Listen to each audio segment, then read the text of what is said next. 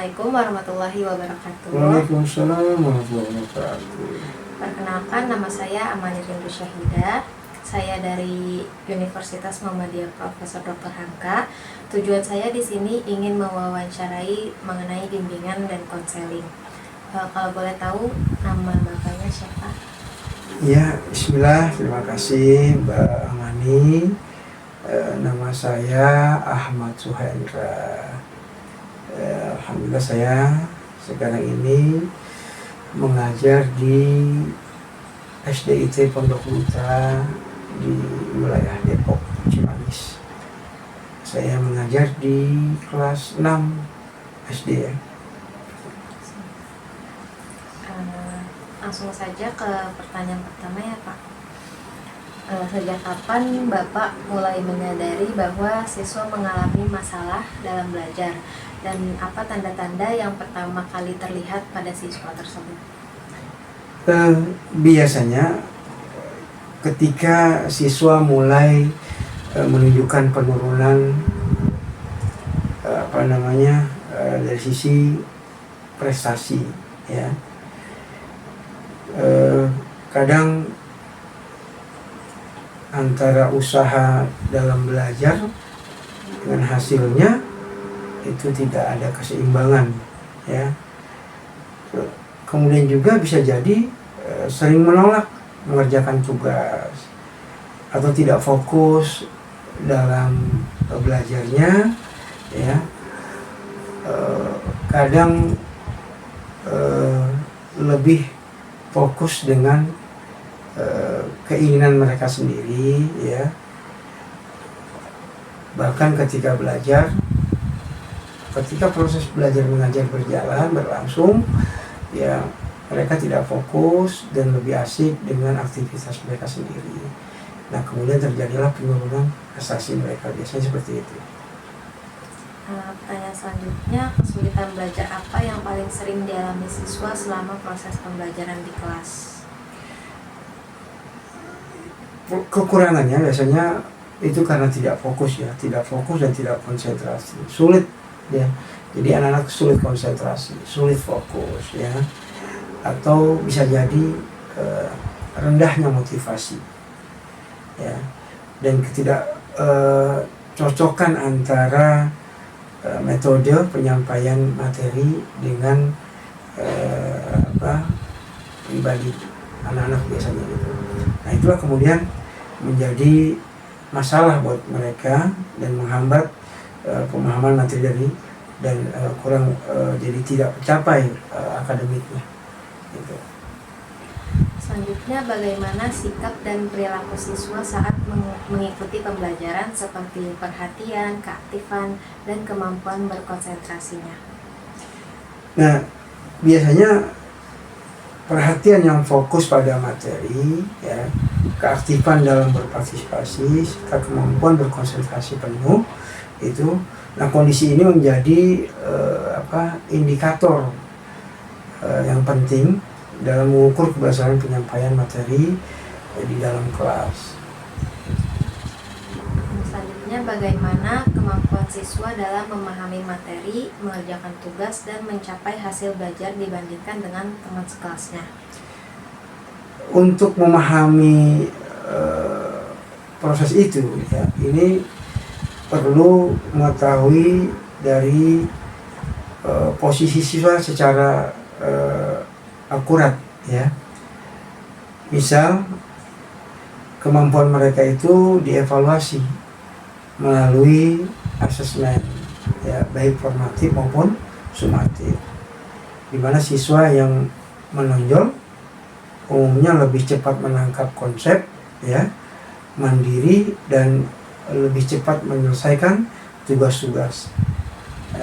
Kemudian akhirnya mencapai nilai di atas rata-rata dibanding teman-teman sekelasnya lain. Itu biasanya seperti itu. Menurut Bapak, faktor apa yang paling memengaruhi kesulitan belajar siswa, baik dari dalam diri siswa maupun dari lingkungan keluarga atau sekolah? Faktor yang paling dominan itu biasanya adalah motivasi, ya, minat belajar dari siswa itu sendiri, ya. Dia harus ada motivasi atau ada dorongan dari dirinya, sehingga kalau itu terjadi maka akan mudah prosesnya, ya kan? Dan siswa akan mendapatkan keberhasilan yang luar biasa. Walaupun ya ada faktor-faktor di luar, ya, baik itu bisa jadi lingkungan rumah atau pergaulan dari siswa itu sendiri. Tetapi yang terpenting lagi adalah bagaimana juga guru bisa memberikan motivasi agar siswa itu mampu memiliki kemauan kuat untuk belajar. Bagaimana hubungan dan interaksi siswa dengan guru serta teman-temannya di kelas? Apakah kondisi tersebut berpengaruh terhadap proses belajar? Hubungan atau interaksi yang positif antara siswa, guru, dan serta teman sebaya itu mampu menciptakan lingkungan kelas yang aman, lingkungan kelas yang harmonis, yang suportif lah, yang penuh semangat, ya.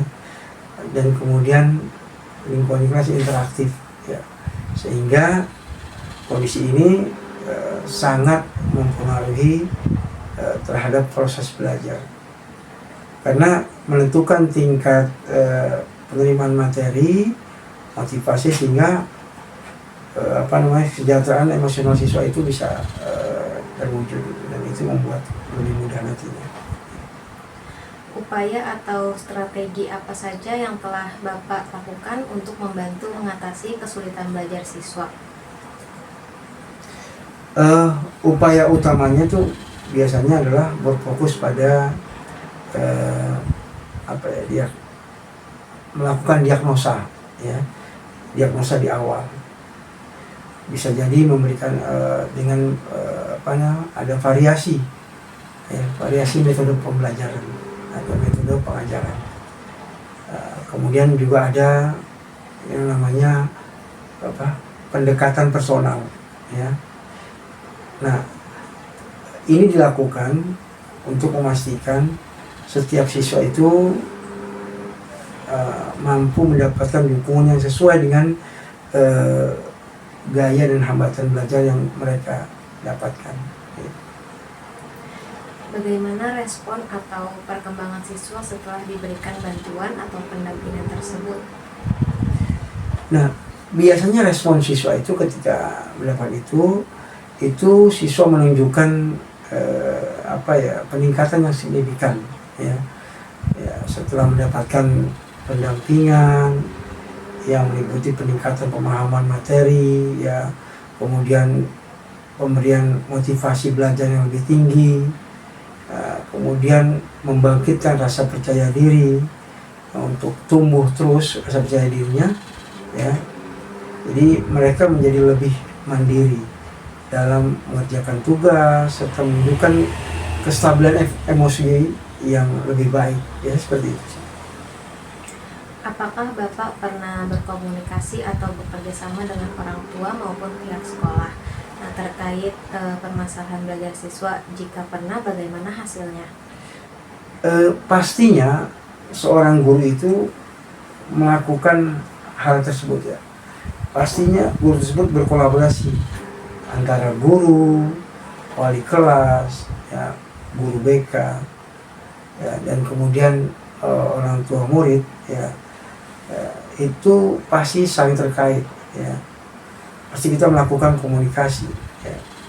Jadi kunci utama yang memecahkan permasalahan belajar adalah tadi adanya komunikasi, adanya kolaborasi antara guru, wali kelas, dan guru-guru yang lain yang memang memegang kelas tersebut, ya. Itu pasti lakukan kolaborasi agar keberhasilan dalam proses belajar dan mengajar dan keberhasilan siswa dalam mendapatkan pembelajaran bisa mendapatkan sesuatu yang lebih baik. Nah, komunikasi yang terjalin ini, ya, komunikasi yang terjalin dengan baik ini biasanya akan menghasilkan pemahaman terhadap akar masalah yang lebih jelas, serta kita bisa mendapatkan solusi yang tepat untuk membantu perkembangan siswa. Menurut Bapak, layanan atau tindak lanjut apa yang paling tepat untuk membantu siswa mengatasi masalah belajarnya dan meningkatkan prestasi belajarnya? Iya, yang paling tepat itu adalah layanan yang paling efektif adalah pendekatan secara holistik, ya, yang dimulai dengan asesmen. Cukup sekian wawancara hari ini. Kurang lebihnya mohon maaf kalau masih ada kekurangannya, Pak. Ya, terima kasih sama-sama. Semoga bermanfaat. Pamit, Pak. Ya. Assalamualaikum. Waalaikumsalam.